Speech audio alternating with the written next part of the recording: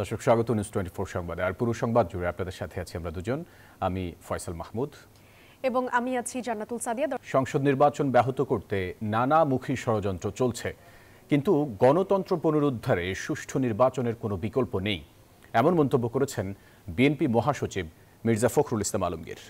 গাজীপুরে বিএনপির প্রয়াত নেতা আসম হান্নান শাহ এর স্মরণ সভায় অপপ্রচারে বিভ্রান্ত না হতে জনগণের প্রতি আহ্বান জানান তিনি।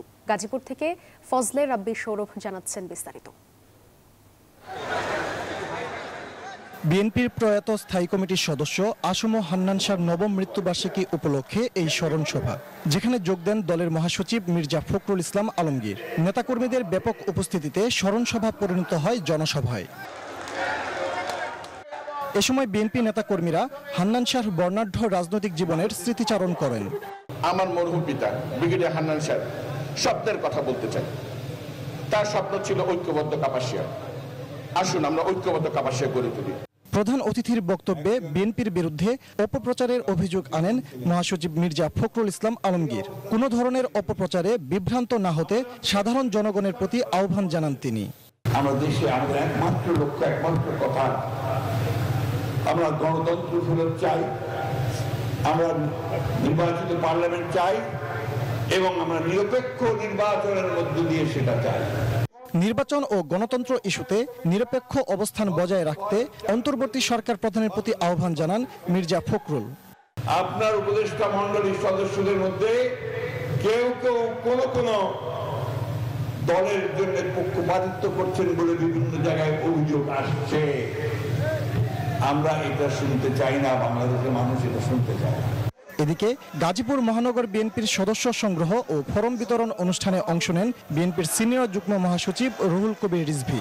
অভিযোগ করেন, ভোট সামনে রেখে প্রতীক নিয়ে চলছে বিতর্ক তৈরির চেষ্টা। আপনার জন্মের আগে বিএনপির প্রতীক, সেই প্রতীক আপনারা কাউন্টার করছে। আপনাদের শাপলা না দিলে ধানের শীষ দেওয়া হবে না, এই ধরনের একটা অযাচিত বিতর্ক তৈরি করে কেন আপনারা একদিকে সময় নষ্ট, আরেকদিকে আমাদের প্রত্যেকেরই যে একটা ঐক্যবদ্ধ স্পিরিট গণতন্ত্রের, সেই স্পিরিটকে কেন আপনারা নষ্ট করছেন? চিহ্নিত সন্ত্রাসী চাঁদাবাজরা বিএনপির সদস্য হতে পারবে না বলেও জানান বিএনপির এই নেতা। যাদেরকে আতঙ্ক মনে করে তারা বিএনপির সদস্য হবে না। ফজলে রাব্বি সৌরভ, নিউজ 24, গাজীপুর। এই মুহূর্তে সংসদকে সচল করাই সবচেয়ে বেশি গুরুত্বপূর্ণ বলে মন্তব্য করেছেন বিএনপির স্থায়ী কমিটির সদস্য আমির খসরু মাহমুদ চৌধুরী। বলেন, রাজনৈতিক সিস্টেম পরিবর্তনের বিকল্প নেই। দুপুরে কসমস সেন্টারে আয়োজিত নির্বাচন পদ্ধতি নিয়ে সেমিনারে জামায়াতের প্রতিনিধি আবারও পিআর পদ্ধতির গুরুত্ব তুলে ধরেন। দেশের স্বার্থে সবাইকে নির্বাচনমুখী হবার আহ্বান জানান অন্যান্য রাজনৈতিক দলের নেতারা। রাষ্ট্র কাঠামো সংস্কার নিয়ে 3 দফার আলোচনার ফসল জুলাই সনদ। 15 অক্টোবর রাজনৈতিক দলগুলোর এই সনদে স্বাক্ষর করার কথা রয়েছে। অনেক বিষয়ে মতৈক্য হলেও এখনো আলোচনায় পিআর পদ্ধতি। সেমিনারে জামায়াতের সহকারী সেক্রেটারি জেনারেল সংসদের 2 কক্ষে পিআর পদ্ধতির যৌক্তিকতা তুলে ধরেন। পিআর পদ্ধতি বাংলাদেশে প্র্যাকটিস কি হবে, এখানে কয়েকটা প্রশ্ন করা হয়। নাম্বার 1 বলা হয়েছে এই কাকে ভোট দিলাম, রসিকতা করে বলে যে ভোট দিলাম সন্দীপ চলে গেল আমাদের, এই রসিকতা আছে। আসলে একটা হলো পিআর পদ্ধতিটি ইলেকশন সিস্টেম হিসাবে নীতিগত হবে, আর পদ্ধতি আপনি অনেকগুলো বলেছেন, আমরা সেটা না। কোনটা নেবেন বাংলাদেশের উপযোগী কোনটা সেটাই না। গণ অধিকার, বিপ্লবী ওয়ার্কার্স পার্টি সহ কয়েকটি দলের নেতারা এই মুহূর্তে নিম্নকক্ষে পিআর পদ্ধতি চালুর বিরোধিতা করেন। জানান, এতে আওয়ামী লীগ পুনর্বাসনের সুযোগ পেতে পারে। এখন যদি আমরা সিস্টেম চেঞ্জ করতে চাই, তাহলে এতটুকু হতে পারে যে আমরা একটা মিক্স করতে পারি। সেক্ষেত্রে নিম্নকক্ষে ফার্স্ট পাস দি পোস্ট এবং উচ্চকক্ষে পিআর, এটা হচ্ছে এখন আমাদের জন্য সবচেয়ে সহজ সমাধান। বিএনপি এটাতে রাজি হলে আমাদের অনেক সমস্যার সমাধান হয়ে যায়। বিএনপি সহ গুরুত্বপূর্ণ রাজনৈতিক দলগুলো সবাই অবস্থানটাকে পরিবর্তন করে আমরা একটা জায়গাতে এসেছি, দলগুলোকে নেশনকে ঐক্যবদ্ধ করবার জন্য, নির্বাচনের আগে যে প্রয়োজনীয় যে সংকটগুলো যাতে তৈরি না হয় সেটাকে বন্ধ করার জন্য। বিএনপি যদি আওয়ামী লীগের মতো ওই 7 মিনিট বা 15 মিনিটের ব্যবধানে একটা পাশান মার্কা আইন পাশ করে ফেলে, তো ওর চাইতে ডিজাস্টার বর্তমান সময় তার হবে না। আই হোপ এরকম হবে না, তবু একটা চেক রাখতে চাই। এই জন্য আপার হাউসে ভোটের পিয়ার চাই। এদিকে যারা পিয়ার পদ্ধতির পক্ষে অবস্থান নিচ্ছেন তাদেরকে জনগণের কাছে গিয়ে ম্যান্ডেট নেওয়ার পরামর্শ দেন বিএনপি নেতা আমির খসরু মাহমুদ চৌধুরী। আলোচনা হোক, পাবলিক ওপিনিয়ন ক্রিয়েট হোক, যেগুলো পাবলিকের জনমতের রিফ্লেকশন ঘটবে সেগুলো সমাধান হবে, আর যেগুলো অব্যাহতভাবে ডিসকোর্স চলবে, আলোচনায় থাকবে এগুলো। কিন্তু ফার্স্ট অফ অল আমাদের দায়িত্ব একটা নির্বাচনের মাধ্যমে বাংলাদেশের ডেমোক্রেটিক অর্ডার, যে পরিবেশটা আমরা ফিরিয়ে আনতে পারিনি, সেই পরিবেশ যদি ফিরিয়ে আনার পরে everything will fall in place. আলোচনায় প্রায় সবাই দ্রুত নির্বাচনের তাগিদ দেন। মারুফা রহমান, নিউজ 24, ঢাকা। আমলা ও উপদেষ্টাদের কেউ কেউ গোপন সম্পর্ক বজায় রেখে একটি দলকে ক্ষমতায় আনার ষড়যন্ত্র করছে, এমন অভিযোগ করেছেন জামায়াত ইসলামীর সেক্রেটারি জেনারেল গোলাম পরওয়ার। শনিবার খুলনায় পাইকগাছায় জামায়াত ইসলামীর আয়োজনে ছাত্র যুব সমাবেশে এই মন্তব্য করেন তিনি। বলেন, নির্বাচনের আগেই দেশে একটি লেভেল প্লেয়িং ফিল্ড দেখতে চায় জামাত। প্রধান উপদেষ্টার উপর আস্থা আছে উল্লেখ করে তিনি বলেন, জামাত সহ সব ইসলামিক দলগুলোর মধ্যে আলোচনা চলছে, নির্বাচনের আগেই ঐক্যের পরিবেশ তৈরি হবে বলেও প্রত্যাশা রাখেন তিনি। অতীতের সকল শাসন, সকল মতবাদ, সকল নেতৃত্ব ব্যর্থ হয়েছে। বাংলাদেশের মানুষ একটি নতুন বাংলাদেশ দেখতে চায়। একটা শাসন দেখতে বাকি আছে, সেটা হচ্ছে কোরআন সুন্নাহর আইন চালু করে দেশটা কেমন চলে, এটাই শুধু দেখতে বাকি আছে। কি বলেন? অনেকে উদাহরণ দিয়ে বলছেন, লাঙল দিয়ে অনেক জমি চাষ করা হয়েছে, বহু ধান বুনে ধানও হয়েছে, ধান কেটে নৌকাও টানা হয়েছে, কি পরিমাণ কাটা হলো দাঁড়িপাল্লা এবার মেপে দেখে। নির্বাচনে কোন দল এলো না এলো তা দেখার দায়িত্ব সরকারের না বলে মন্তব্য করেছেন সাবেক ইসি ও নৌ উপদেষ্টা এম শাখাওয়াত হোসেন। রাজধানীতে এক মত বিনিময় সভায় এসব কথা বলেন তিনি। ইসির ঘোষিত নীতিমালায় নির্বাচনের সংবাদ কভার করা কঠিন হবে বলে জানান সাংবাদিকরা। তারা বলছেন, নির্বাচনের সাংবাদিকদের জন্য নীতিমালা আওয়ামী আদলেই পুরনো পথেই হাঁটছে ইসি। ভোট কেন্দ্রে ছবি তুলতে লাগবে প্রিজাইডিং কর্মকর্তার অনুমতি। মাত্র 10 মিনিটের বেশি থাকা যাবে না কেন্দ্রে। ভোট কেন্দ্রের ভেতর থেকে করা যাবে না সরাসরি সম্প্রচার। ত্রয়োদশ সংসদ নির্বাচন ঘিরে ইসির এমন ঘোষণাকে গণমাধ্যম বান্ধব নয় বলে মনে করছেন সাংবাদিকরা। শনিবার রাজধানীর ফার্মগেট এলাকায় বিজেসি এবং বিবিসি মিডিয়া অ্যাকশনের যৌথ আয়োজনে মতবিনিময় সভায় এসব কথা বলেন গণমাধ্যম ব্যক্তিরা। বক্তারা বলেন, নির্বাচনী নীতিমালার বেশিরভাগ বিষয়েই ফ্যাসিবাদের সরকারকে অনুসরণ করেছে নির্বাচন কমিশন। নীতিমালাতে নারী সাংবাদিকদের নিরাপত্তা, সে ধরনের কোনো নিরাপত্তার কথা কিন্তু এখানে বলা হয়নি। অনুমোদন থাকার পর আবার কেন কভারেজের সময় অনুমোদন নিতে হবে? Very simple. এবং 10 মিনিটের বেশি কেন কেন্দ্রে অবস্থান করা যাবে না? আমরা নির্বাচন করব, সেই নির্বাচন করতে আমরা মাঠে যাব, যেখানে ব্যত্যয় ঘটবে সেখানে আমরা যাব। শুধু রাজনৈতিক দলের নেতা কর্মীদেরকে না, বিভিন্ন গোয়েন্দা সংস্থার প্রতিনিধিদেরকেও সাংবাদিক বানিয়ে কাট দেওয়া হয়েছে। আমি প্রস্তাব করছি, কোন রকম অনুমতি ছাড়াই ভোট গ্রহণ কার্যক্রমের তথ্য সংগ্রহ, ছবি তোলা এবং ভিডিও ধারণ করতে পারবেন, তবে কোন ক্রমে গোপন কক্ষের ভিতরে ছবি ধারণ করতে পারবেন না। তো 3 নির্বাচনে যে নীতিমালা ছিল এবার অনেকটা হুবহুই সেটি জারি করা হয়েছে। এটা একটা আলোচনার মাধ্যমে যদি আসা যায় তাহলে ডেফিনেটলি আমরা কোনো একটা ভালো জায়গায় আসতে পারবো। সাংবাদিকদের দাবির সাথে কিছু ক্ষেত্রে সহমত জানালেন সাবেক নির্বাচন কমিশনার ও নৌ পরিবহন উপদেষ্টা ডক্টর এম শাখাওয়াত হোসেন। বলেন, ইসির অনুমোদন থাকার পর ভোট কেন্দ্রে প্রবেশের ক্ষেত্রে গণমাধ্যম কর্মীদের প্রিজাইডিং অফিসারের অনুমতি নেয়ার কিছু নেই। ইলেকশন কমিশনের সবচেয়ে বড় সহায়ক যদি কেউ থাকে for free fair credible election জন্য, দ্যাট ইজ আমাদের দেশের সাংবাদিক। আমরা অন্তর্বর্তীকালীন সরকার বারবার বলছি যে we want very fair election.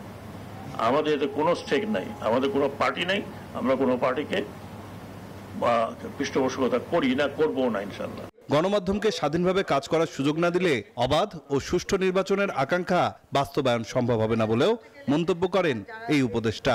সাংবাদিকরা নাইন আলচিকো, নিউজ 24, ঢাকা।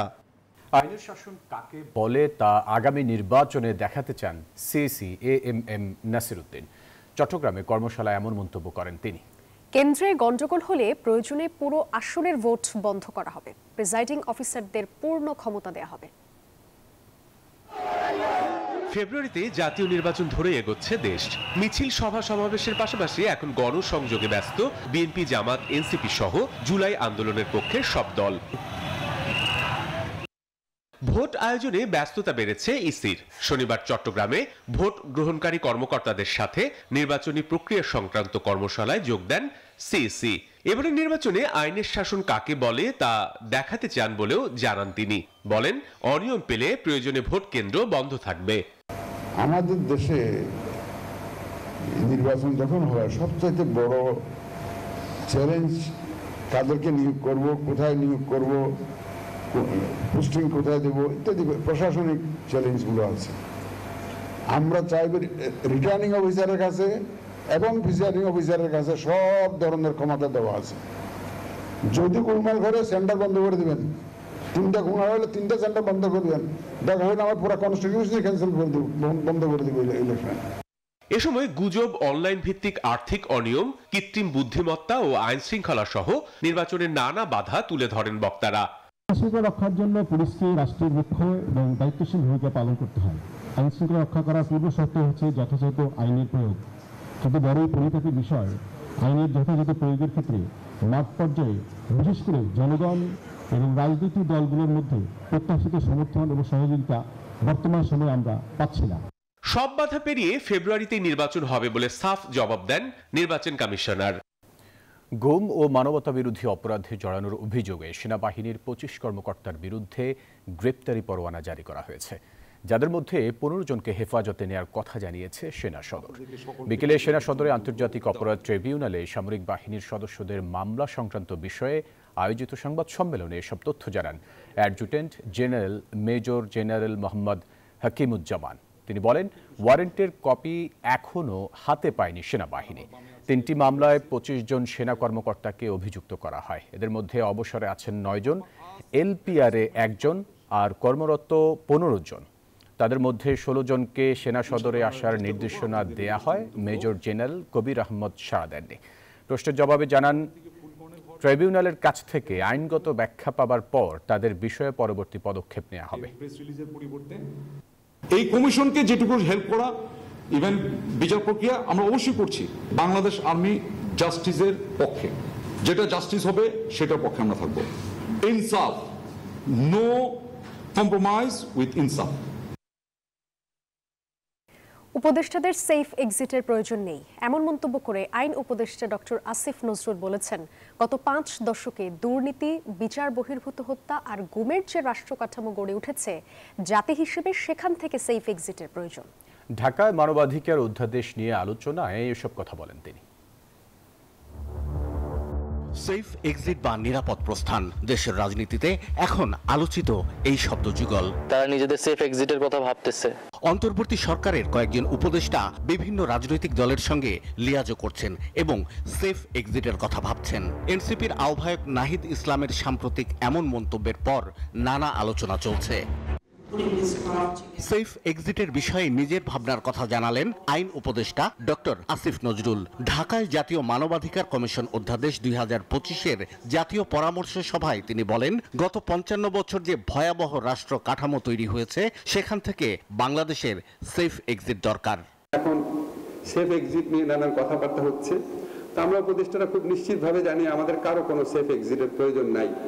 তবে বাংলাদেশের জাতি হিসাবে আমাদের সেফ এক্সিটের প্রয়োজন আছে। আমরা এই যে গত 55 বছর দুঃশাসন দেখলাম, গুম দেখলাম, বিচার বহির্ভূত হত্যাকাণ্ড, ব্যাংক লুট করে ফেলে, ভয়াবহ অসুস্থ আত্মধ্বংসী রাষ্ট্র কাঠামো থেকে আমাদের সেফ এক্সিট প্রয়োজন এই জাতির।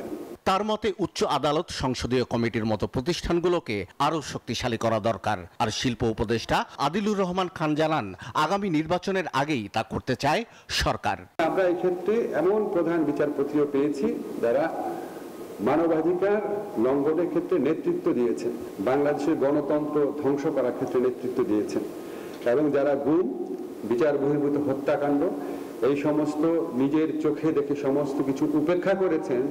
আনফরচুনেটলি এই ধরনের বিচারপতিদের কেউ কেউ এখন আমাদের এখানে রয়ে গেছে। কালেক্টিভ রিপোর্টের মাধ্যমে আমাদের প্রতিষ্ঠানগুলিকে, ভেঙে পড়া প্রতিষ্ঠানগুলিকে আবার দাঁড় করানো যাবে। এই অল্প সময়ে আগামী নির্বাচনের আগে আমাদের এই কাজগুলো কিন্তু আমাদের সঠিকভাবে করে যেতে হবে, যাতে আর বাংলাদেশের মানুষ কখনো অন্যায় অধিকারের শিকার না হয়।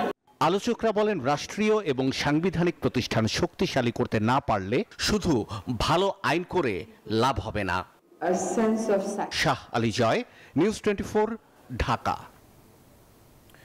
জুলাই জাতীয় সনদ সইয়ের মধ্য দিয়ে নতুন ইতিহাস গড়তে যাচ্ছে বাংলাদেশ। ব্যাপক আলোচনার পর অবশেষে চূড়ান্ত হয়েছে দিনক্ষণ। আগামী 15 অক্টোবর জাতীয় সংসদের দক্ষিণ প্লাজায় সই হবে বহুল প্রতীক্ষিত এই সনদ। এই সনদে স্বাক্ষর করবেন বিভিন্ন রাজনৈতিক দল ও জোটের প্রতিনিধিরা।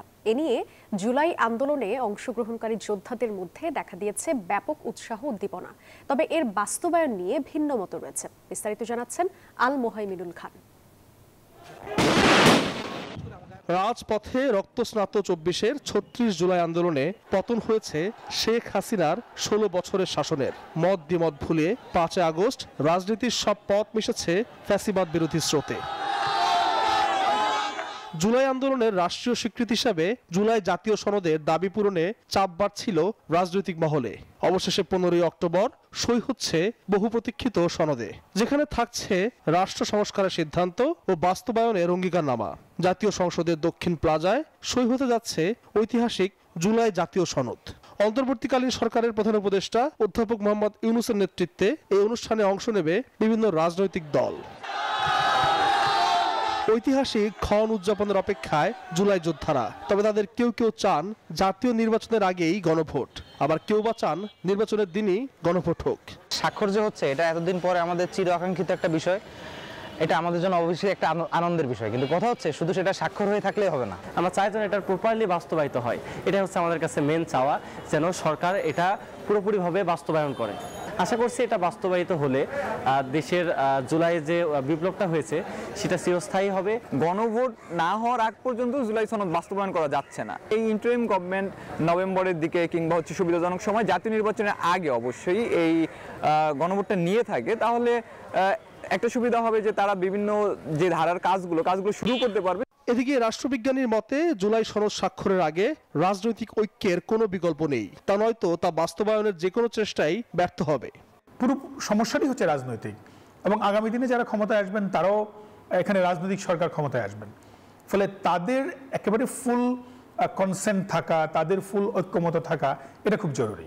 তো এই গ্যাপটি কিন্তু আমরা দেখতে পাচ্ছি এবং এই চ্যালেঞ্জটি আমরা দেখতে পাচ্ছি। আমরা এখানে 15 তারিখ সনদ স্বাক্ষরিত হলেও আগামী নির্বাচনের পরে এই সনদের সবগুলো ধারাকে সম্মান দেখানো হবে কিনা, সবগুলো ধারাকে অ্যাকোমোডেট করা হবে কিনা আগামী দিনের সংবিধানে, এটি একটি প্রশ্নের মধ্যে থেকে যাবে।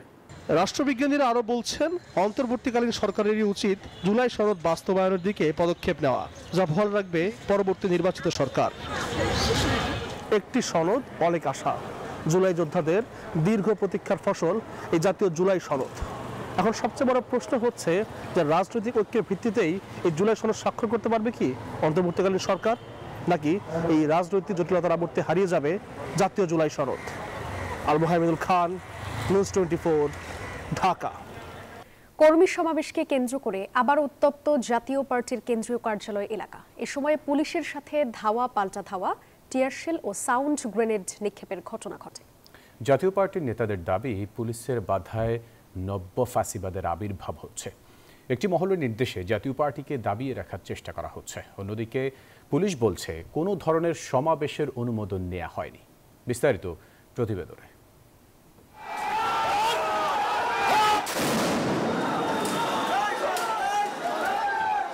জাতীয় পার্টির কেন্দ্রীয় কার্যালয়ের সামনে আবারও ধাওয়া পাল্টা ধাওয়া। এই সংঘর্ষের ঘটনায় বেশ কয়েকজন নেতাকর্মী ও পুলিশ সদস্য আহত হয়েছেন।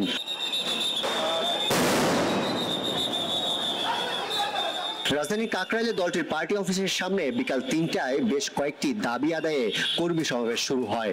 বিকাল 3:30 দিকে পুলিশ ও নেতাকর্মীদের মধ্যে দফায় দফায় সংঘর্ষ হয়।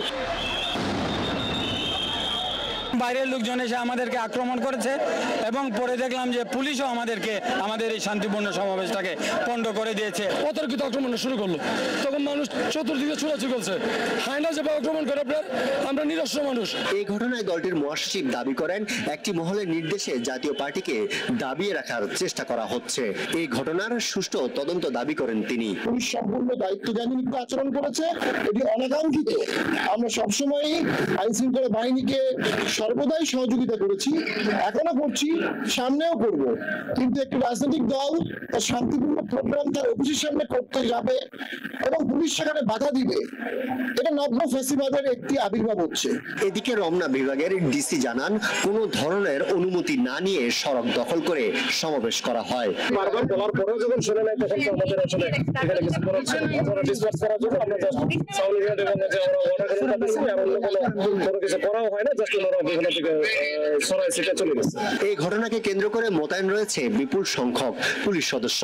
সংঘর্ষের সময় দলটির চেয়ারম্যান জিএম কাদের ও মহাসচিব শামীম হায়দার পাটোয়ারি কেন্দ্রীয় কার্যালয়ে অবস্থান নেন। আরিফুল ইসলাম, নিউজ 24, ঢাকা। আগামী ফেব্রুয়ারিতে ত্রয়োদশ জাতীয় সংসদ নির্বাচন অনুষ্ঠিত হবে। নির্বাচন নিয়ে এখনই চায়ের কাপে ঝড় তুলতে শুরু করেছে সাধারণ ভোটাররা। গল্প কথায় উঠে আসছে নির্বাচনের নানা দিক। নির্বাচনের আনুষ্ঠানিক দিনক্ষণ নির্ধারণ না হলেও সবখানে কিন্তু ভোটের আমেজ শুরু হয়েছে। চায়ের আড্ডা, ফসলি মাঠ, হাট বাজার, পথে ঘাটে সব জায়গাতে কিন্তু ভোটের আলোচনায় মশগুল ভোটার এবং প্রার্থীরা। ভোটারদের প্রত্যাশা, তাদের জন্য প্রার্থীরা কাজ করবে। আর রাজশাহীর 6টি আসনে প্রায় অর্ধশতাধিক প্রার্থী ইতিমধ্যে অনানুষ্ঠানিক প্রচারণা শুরু করেছেন। নানা রকম প্রতিশ্রুতি দিচ্ছেন ভোটারদের। ভোটাররাও নানা প্রত্যাশা করছেন প্রার্থীদের কাছ থেকে। আমরা একজন ভোটারের সঙ্গে কথা বলতে চাই যে ভোটের আমেজ কেমন দেখছেন? ভালো, এখানে মোটামুটি ভোটের আমেজ ভালোই চলছে। বিভিন্ন জায়গাতে যেখানে যেখানে বসে সব আড্ডা মারে, চায়ের স্টল, সব জায়গাতেই এখানে ভোটের আলোচনা চলছে। ধন্যবাদ আপনাকে। আমরা আরেকজন ভোটারের সাথে কথা বলতে চাই।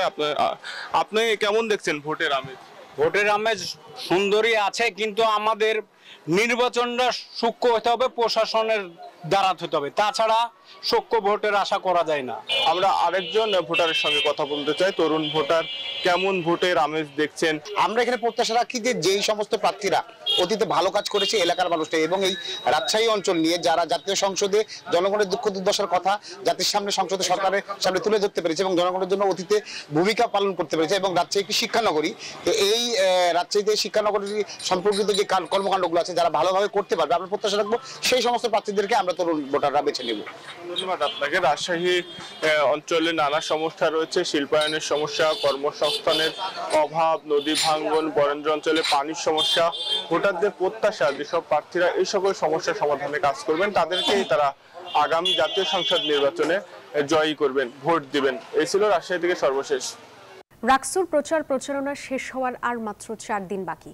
এই নিয়ে ব্যস্ত সময় পার করছেন প্রার্থীরা। নির্বাচন কমিশন জানায় সকল প্রস্তুতি সম্পন্ন, 4 স্তরের নিরাপত্তা ব্যবস্থা থাকবে ভোটের দিন। আর শেষ সময়ে চাকসু নির্বাচনের ভোটারদের মন জয়ে ব্যস্ত সময় পার করছেন প্রার্থীরা। প্রতিনিধিদের পাঠানো তথ্য ও ছবিতে ডেস্ক রিপোর্ট। রাকসু নির্বাচনের আর মাত্র 5 দিন বাকি। প্রচারণায় ব্যস্ত সময় পার করছেন প্রার্থীরা। ভোটারদের মন জয়ে নানা প্রতিশ্রুতি দিচ্ছেন তারা। আমরা ভোটারদের ধারে ধারে পৌঁছানোর চেষ্টা করতেছি এবং তারাও স্বতঃস্ফূর্তভাবে ভোটটাকে আনন্দ করার জন্য সবাইকে খুব ভালোভাবে গ্রহণ করতেছে। আমাদের উপর ভরসা রাখতে পারে এই জন্যে যে আমরা যে ছাত্র বান্ধব কাজ করি এবং ছাত্রদেরকে নিয়ে আমাদের আসল ম্যান্ডেটটা। প্রচারণা অত্যন্ত পজিটিভ সাড়া পাচ্ছি।